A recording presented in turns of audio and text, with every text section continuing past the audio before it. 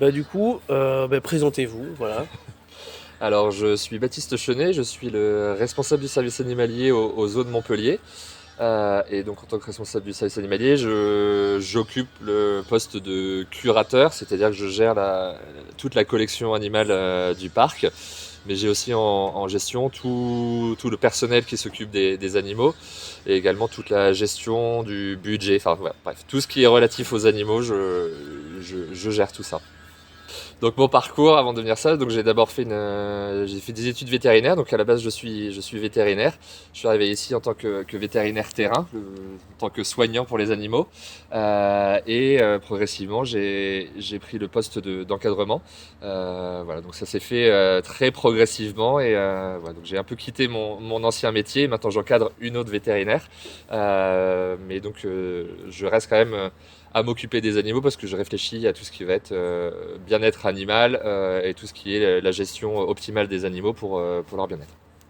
Étant donné que je travaille pour l'association européenne des zoos et aquariums et donc je suis coordinateur d'un programme de conservation du calao d'Abyssinie, donc un grand oiseau.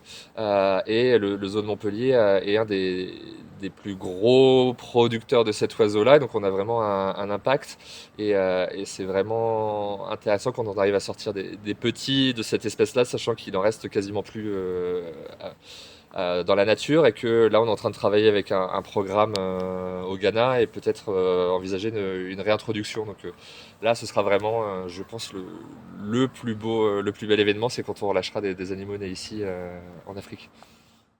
Que pensez-vous en fait de la captivité des animaux?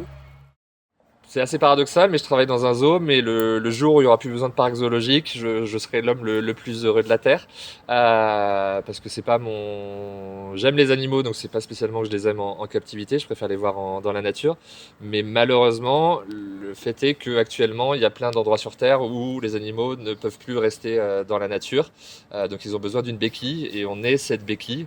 Même si on est fortement décrié, il y a vraiment un enjeu de conservation derrière les parcs zoologiques.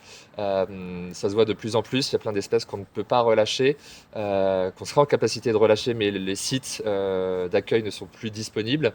Voilà, donc malheureusement, on est encore enfin, j'aime pas cette image de l'Arche de Noé, mais c'est un peu ça. On est pour certaines espèces encore le dernier lieu sur Terre où ils peuvent durer. Donc, voilà. Mais j'espère qu'un jour, la captivité ne sera plus nécessaire pour ces espèces-là. Alors, je m'appelle Pujol Thibault, j'ai 35 ans, je suis soigneur animalier au zoo de Montpellier depuis 11 ans bientôt, et ça va faire une quinzaine d'années que je fais ce métier. Donc après une licence de biologie, je me suis dirigé vers une école de soigneur animalier à Vendôme. Et après ça, j'ai multiplié les expériences professionnelles dans différents parcs. J'ai bossé au zoo de Mulhouse, chez les oiseaux, à la réserve africaine de Sijan. Là, c'était multi-herbivore africain. Et Opal, donc c'est un zoo dans le centre de la France, et là je m'occupais un peu de tout. Ensuite je suis venu ici, je me suis spécialisé dans le secteur carnivore, et aussi j'ai retrouvé les oiseaux. Les animaux, en travaillant avec le vivant, forcément on est touché par les naissances, par les décès, etc. Mais ce qui m'a le plus plu et ce qui me plaît au quotidien, c'est l'entraînement médical avec les lions. En fait, on a vraiment une relation privilégiée. Donc avec mes collègues, on entraîne des lions, on est quatre. Et en fait, tous les jours, on travaille avec leur accord sur comment dire, sur le fait de pouvoir accéder à d'autres parties de leur corps avec leur accord. Encore une fois, c'est un travail de confiance et ça nous permet d'effectuer des actes vétérinaires sans des anesthésies. Donc ça peut être lourd pour eux. Donc ça nous permet par exemple de checker les griffes, les crocs, de faire une prise de sang, de poser un implant. Donc tout ça en coopération avec l'animal.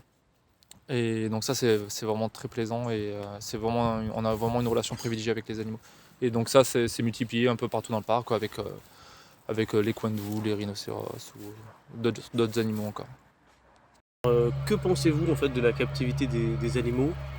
Et Alors quel est pour vous genre, le côté bénéfique, on va dire, de ça? Alors, il y a plusieurs aspects sur la captivité.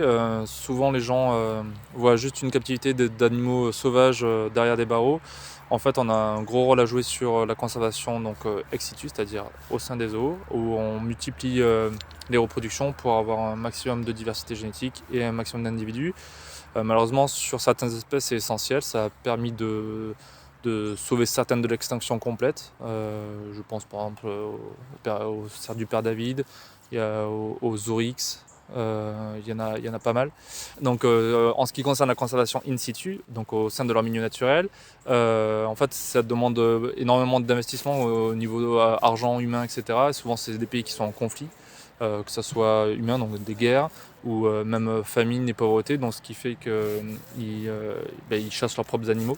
Et ces animaux-là, malheureusement, sont essentiels sur des maillons comme le maintien de la forêt ou sur une chaîne alimentaire complexe.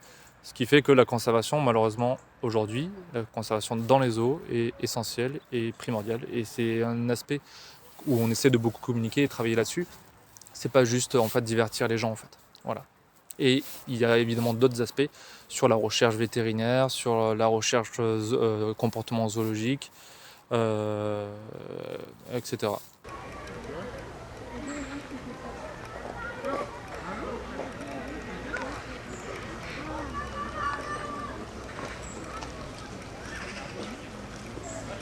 Alors moi je m'appelle Flavien Donis, je suis soigneur animalier au zoo depuis bientôt 3 ans. Et voilà, je tourne un peu à la serre, au secteur des oiseaux, et puis je tourne un peu aussi aux herbivores, tout ça. Alors moi mon travail, il est connu, mais en même temps les gens pensent qu'on fait des câlins aux animaux, qu'on caresse les animaux, alors que c'est pas trop le cas. Nous ce qu'on va faire c'est observer les animaux avant tout. Voir si on a des comportements inhabituels sur des animaux, voir s'il n'y a pas des blessures qu'on va remonter au chef animalier, au vétérinaire pour avoir des solutions, des traitements, pour qu'ils viennent sur le terrain voir ce qu'il en est. Et voilà, on va nettoyer les enclos, on va nettoyer leur environnement, on va modifier leur environnement avec des aménagements. Parce que les animaux, c'est quand même captif ici. Et il ne faut pas qu'ils s'ennuient trop souvent. Donc on essaie de les amuser, il faut qu'ils réfléchissent. Alors moi, je m'occupe de la serre avec mes collègues. Je m'occupe aussi du secteur des oiseaux. Je tourne aussi avec les herbivores, donc les rhinos, les girafes, etc. Je fais de la cuisine, je m'occupe de la quarantaine, etc. Et pourquoi parce que j'ai tourné un peu partout. Et c'est important de voir un peu ce qui se passe ailleurs. La polyvalence, c'est sympa aussi. Donc voilà. Avez-vous une anecdote qui vous a marqué? Ben, il y a plusieurs mois, on avait notre mâle fourmilier qui était rachitique, au bord de la mort. C'était compliqué. Il pesait peut-être 38 kilos. Il mangeait plus, il se déplaçait plus. Et avec l'équipe, on s'est dit, il faut qu'on fasse quelque chose. On a essayé de chercher des solutions. Il y a des solutions qui n'ont pas marché. Donc, on a essayé des trucs. Finalement, ça a fonctionné. Il a repris du poids. Il faut savoir qu'il a 17 ans. C'est un animal très très vieux. Je crois que c'est un des fourmiliers les plus âgés d'Europe. Et donc maintenant, il pèse 56 kilos. Il a pris plus de 20 kilos. Et il est en pleine forme. Et puis, c'est quand même une reconnaissance d'avoir ce genre de résultats parce que ça prouve que ce qu'on fait, ça ne sert pas à rien. Compter nos individus pour voir s'il en manque pas, s'il n'y a pas eu d'évasion, si tout le monde va bien. Déjà, parce que l'observation, c'est quand même une qualité première chez le soigneur. Par exemple, ici, je vais arriver, je vais regarder s'il n'y a pas de blessure.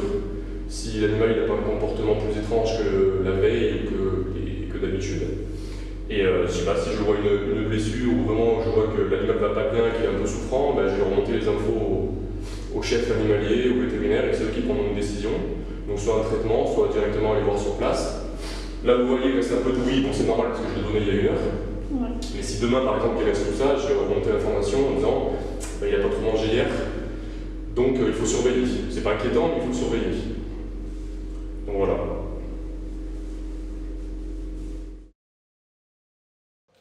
Il faut savoir qu'il y a beaucoup d'animaux, beaucoup d'espèces animales qui sont en voie d'extinction dans la nature, et c'est un peu en partie de notre faute, de la faute de l'humain. Donc on se doit quand même de réagir et de faire le nécessaire pour améliorer tout ça, ce qu'on a créé.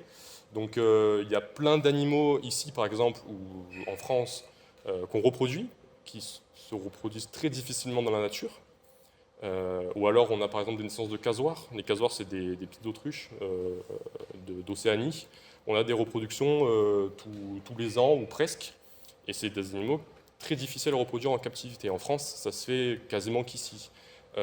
Donc c'est hyper important justement de promouvoir ça, et il y a aussi un côté pédagogique. Les gens, ils voient des animaux à la télé. Quand ils viennent ici, ils se rendent compte que c'est important la faune et la flore, et qu'il faut la préserver. On fait aussi des réintroductions dans la nature. En tout cas, on essaye, parce que c'est pas facile, c'est compliqué. Il y a beaucoup d'animalistes qui disent relâcher les animaux, ils sont pas bien ici. Sauf que ça se fait pas comme ça. Tu vas relâcher un zèbre en plein milieu de la savane, il va pas survivre bien longtemps. Ça s'est fait avec les dauphins, avec les orques. On a vu que c'était un échec. Donc c'est vraiment un processus long et fatigant. On essaye, c'est important, mais il y a des étapes à pas sauter. Et puis dans le futur, on est serein, on va dire. Ok. Et une question que je me posais, c'est les animaux du zoo, ils viennent d'où? Ils viennent d'autres zoos? Ils viennent de la nature? Non, aucun animal vient de la nature. On n'a pas le droit de prélever un animal dans. Mais c'est au cas où s'il était blessé ou. Alors ça c'est plutôt le travail des centres des centres de soins pour les animaux blessés, etc. Nous, on reçoit des oiseaux percutés par des voitures, etc. Et on les envoie dans des centres de soins. Ici, c'est que des échanges entre parcs animaliers, entre zoos. Il n'y a rien qui est payant, c'est que des échanges. Par exemple, ces singes, là, ces primates, on va les envoyer ailleurs pour qu'ils reproduisent. Des fois, un mâle, quand il s'est trop reproduit au zoo de Montpellier, on va l'envoyer au zoo de Beauval pour faire d'autres reproductions, justement, pour que ça tourne, ça change un petit peu, et pour pas avoir trop de consanguinité. Et puis, et voilà. Donc le zoo de Montpellier a été créé sur un terrain qui a été légué par Monsieur Henri de Lunaret au début du XXe siècle. À son décès, il a légué un grand domaine à la ville de Montpellier, qui a été après réparti en différents terrains, donc terrain de recherche Agropolis, et une partie ici sur le zoo de Montpellier, qu'on appelle maintenant Parc de Lunaret en l'hommage de Monsieur de Lunaret. Et c'est dans les années 60 que la mairie de Montpellier a décidé d'en faire un parc zoologique. La légende veut que ce soit un zèbre qui ait commencé ce parc. Et progressivement, en fait, le parc s'est développé avec de nouvelles espèces et de nouvelles infrastructures. Le zoo s'est très fortement développé très rapidement. Et maintenant, il y a une réflexion sur l'emprise de ce parc et les enjeux de conservation, donc avec une réduction maintenant du zoo et un retour vers des espèces qui ont un intérêt de conservation un peu plus important qu'à l'époque où on était plutôt sur une démarche de spectacle et de démonstration des animaux.